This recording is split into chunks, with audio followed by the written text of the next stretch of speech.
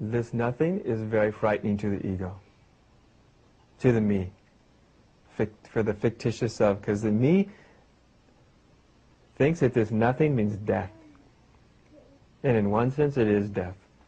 But death is sort of silly because, you know, when you go to sleep, you die. You don't sit around thinking about yourself. So you die when you go to sleep every night. You die constantly because you walk down the sidewalk and you forget to be self-obsessed for a moment. You know?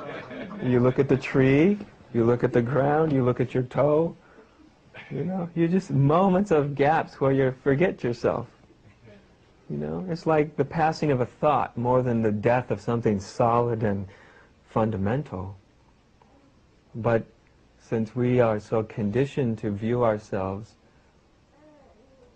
through our self-image, that self-image is very frightened of a self that has no image. It sees that as some sort of terrible extinction. I call it the dirty little secret of humanity. The void within. You know, that's the secret, is the void that's within. That's what all this human nonsense is about. That's what all this, everybody treading on the top of the water, feverishly trying to not have to pay attention, that when I look inside, I'm not there.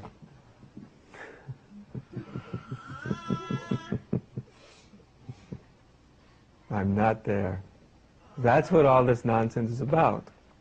When I look inside, I'm not there. And so we try to fill it up with self-concepts, ideas about ourselves. We would rather think of ourselves as an absolutely rotten, terrible character than to look into that nothingness.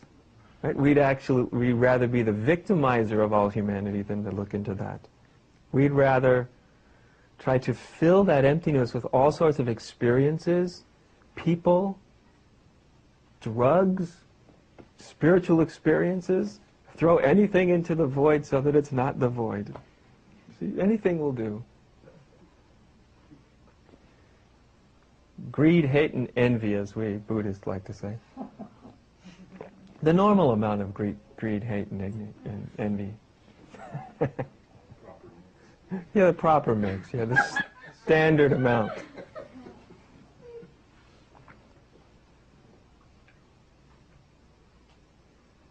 But the funny thing is that when we actually turn and bring this awakeness upon itself, when we bring and turn it on itself for the first time, only then, when we look directly within and be still and be quiet, we find that it's not so frightening at all. It's not frightening at all. It's not frightening to be no thing. It's not frightening to be no body. Because when you're no thing and no body, then you're pure spirit. You're pure awakeness. Not somebody who's awake, not me who's awake, not somebody who is enlightened. Awakeness is awake. Awareness is aware. Enlightenment is enlightened. Consciousness is conscious. There is no me or you behind it. The me or you that we think is behind it is just a thought. That's why when people do self-inquiry, I like to say, everybody gets the answer the first time they ask the question. Except everybody throws the answer away. When I ask people, okay, just look inside and ask yourself, who am I? And then a lot of times the first thing I see is their eyes start to roll around. Which means they're thinking, right? They're at least searching for an answer. You know? No, it's not up there. You know? That's yesterday's news, you know? It's not down there either. Why do we look when we say, who am I? Why do we go searching? There's only one reason we search. If I was to ask you, are you sitting in a room right now? How long do you have to search? You know, don't you? It's self-evident. You don't need any guru to tell you you're sitting in a room, right? You know. So when you say, who am I? We just do it. We just look, who am I? And your mind says, I don't know. Why does the mind say, I don't know? Because it didn't find anything. It didn't find what it was looking for. So many times we move away from that, as if that's the wrong answer. Because when we're in school, we're all taught, not knowing, that's not right. You gotta know, you'll flunk the test, you'll be looked down upon. To not know, no, you can't do that. So without even knowing it, in spiritual inquiry, we take this same attitude and think, because I don't come up with an answer, I failed. I better think about it. But actually we did come up with that answer.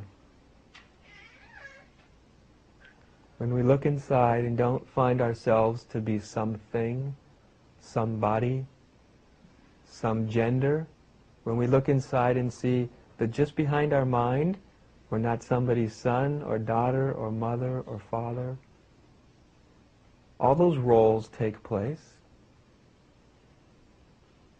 But there's something more primary to all these definitions. There's not a good somebody or a bad somebody.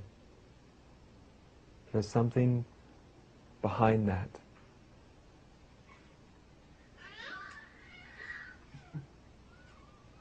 That's what's behind it. See? It makes all sorts of noises. That's right. That's right.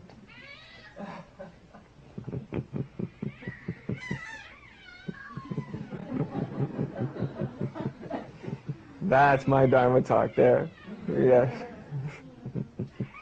Right out of that nothing.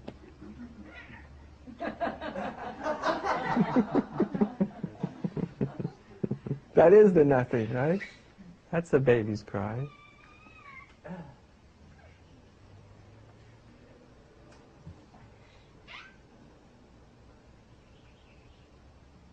That's what's looking out from your eyes, my eyes.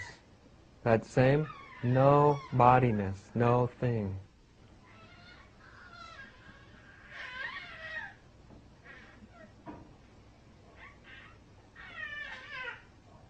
And in the willingness to stop right there. Just stop. And not try to think about it. Not try to figure it out. Not try to get a better, bigger experience, but just stop right there.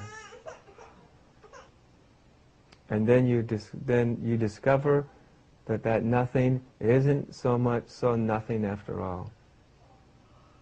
That nothing is everything. It's the fullest, richest nothing we ever bump into. The nothingness of our own being.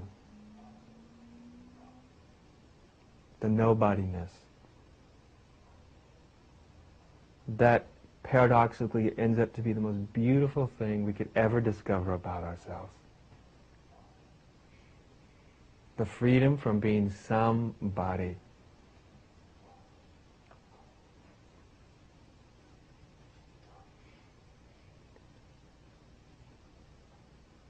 Just the willingness to surrender for just a moment.